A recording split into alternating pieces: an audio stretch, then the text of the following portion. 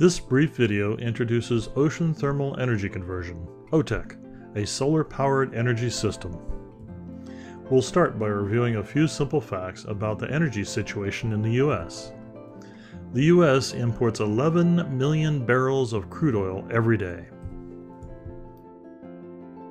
The U.S. consumes 25% of world oil production. Most goes for transportation. We are all quite familiar with our congested highways. The U.S. has about 150 million light-duty vehicles, which are autos and small trucks. U.S. transportation is dependent on oil for 97% of its energy needs. The cost of gasoline is quite volatile. Much of the volatility is due to the way it is traded internationally. Maybe this is a slight exaggeration, but price volatility is real and high prices are here to stay. Beyond price, a major concern with burning petroleum is the pollution it causes in our major metropolitan areas. High concentration of vehicles and a high concentration of people makes for a very unhealthy environment. Big rig tractors that deliver the heavy loads over our highways emit particulate matter that is very harmful to our lungs. Aircraft also contribute to air pollution as well as CO2 emissions. Airports are emission centers, from the aircraft as well as from the service vehicles and the vehicles that bring the passengers and freight to the airports. Urban air pollution is due to a combination of transportation and local utility power plants. Smog is a pollute where you live condition, but carbon dioxide emissions are more of a global concern. CO2 in the atmosphere has grown from 280 parts per million prior to the Industrial Revolution to over 370 parts per million today. This has resulted in a global average temperature increase of 0.8 of a degree centigrade over that period of time. The North Pole is now considerably reduced in size, such that ships can now sail around it in summer months. Glaciers are receding. Snowpack in many areas is much less than it was just 50 years ago. Our military is constantly being sent to secure dangerous regions of the world to ensure U.S. access to foreign oil.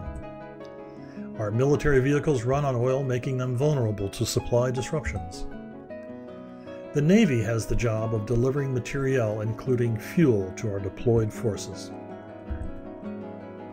Each branch of the military is dependent on petroleum, with the Air Force being the largest consumer. Americans pay the cost of our deployed military to protect foreign oil fields, the high cost of petroleum fuel, and patriotically support their sons and daughters who volunteer for military service. These costs and personal sacrifices are all made in the name of preserving our way of life. Maybe it's time to transition away from oil to a clean, dependable, and environmentally sustainable energy system. OTEC is a solar-powered energy system that uses the warm surface water of the ocean as the heat source to drive a Rankine cycle. The enormous thermal mass of the ocean's surface layer provides energy to OTEC 24 hours a day, unlike most solar energy systems that only work while the sun shines. Deep ocean water is the cold sink. This diagram shows a closed-cycle OTEC system where a working fluid spins a turbine to generate electricity. In the early 1880s, Jacques d'Arsenval, a French physicist, invented the OTEC concept. His student, George Claude, shown standing in his cold water pipe, tried to build a full-scale system, but ocean engineering was too immature at that point in time. Lockheed Martin, with participation of Mackay Ocean Engineering, Dillingham Construction, the U.S. Navy, and others, built and operated Mini OTEC, a demonstration system in 1979 in Hawaii, establishing OTEC proof of concept. The Department of Energy funded a series of OTEC studies on cold water pipes and heat exchangers in the early 1980s. The Natural Energy Laboratory of Hawaii Authority, NELHA, was established on the Kona coast of the Big Island as a test facility for OTEC and deep ocean water uses. This photo shows heat exchanger testing being conducted at NELHA. DOE also funded the open cycle OTEC demonstration program in the early 1990s at NELHA. 2 U.S. teams and 1 French team are actively developing OTEC systems, first with demonstration systems to be followed by larger commercial plants. The longest continuously active team is led by Sea Solar Power International. Their plans include a system for Oahu, Hawaii, and possibly other island locations. The Lockheed Martin-led team has many subcontractors, each with unique OTEC expertise. They plan to develop a pilot OTEC plant followed by a commercial plant for Oahu, Hawaii. The French team is led by the defense contractor DCNS. They plan to develop a demo OTEC plant for La Réunion Island off Madagascar in the southern Indian Ocean. If you happen to know of other OTEC efforts, please contact Gary Noland at gmnoland@comcast.net. Thank you in advance for your help. The Stone Age did not end due to a lack of stones. Similarly, the petroleum era will end because something better was discovered, even though petroleum will still be in the ground. Worldwide oil production is projected to peak within the next few years, around 2012. Thus, we need to prepare for a future where petroleum is not the preferred fuel. This diagram, developed by Shell Oil, suggests that we are poised at the emergence of renewable energies as our primary energy source. Anhydrous ammonia, NH3, is the preferred alternative fuel.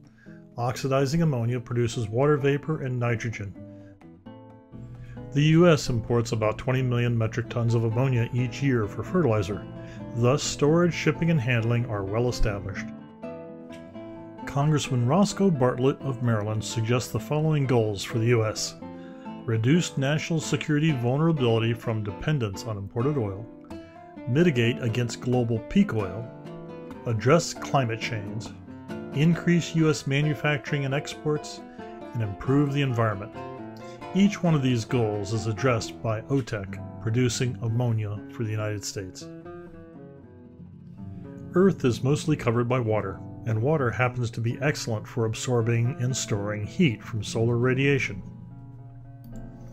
The untapped thermal OTEC resource with warm surface water and deep cold water is an enormous energy reserve. Every day, each square kilometer along the equator receives 3 gigawatt hours of solar energy. 1 gigawatt OTEC plants along the equator could replace the Middle East as the world's fuel source. Potable water and electricity, both from OTEC, can be used to generate ammonia for shipment to U.S. ports.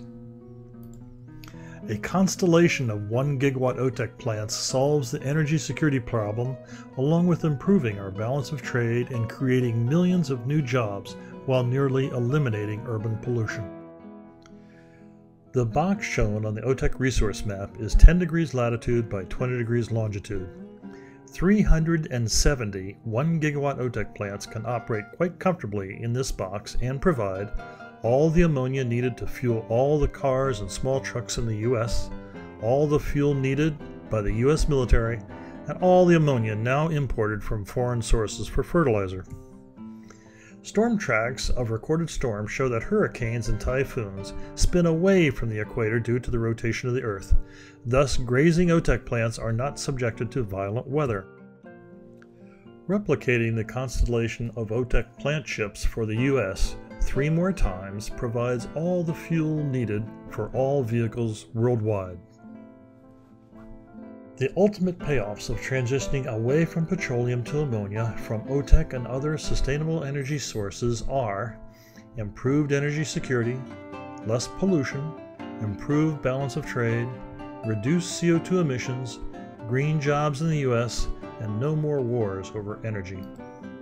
A multi-trillion-dollar industry will result from commercializing OTEC for the benefit of the U.S. and the rest of the world. Our systems design methods develop the technology and business approaches needed for success. By replacing petroleum with ammonia, the world will move further away from conflicts over resources and potentially avoid future wars that could cost millions of civilian lives and many trillions of dollars.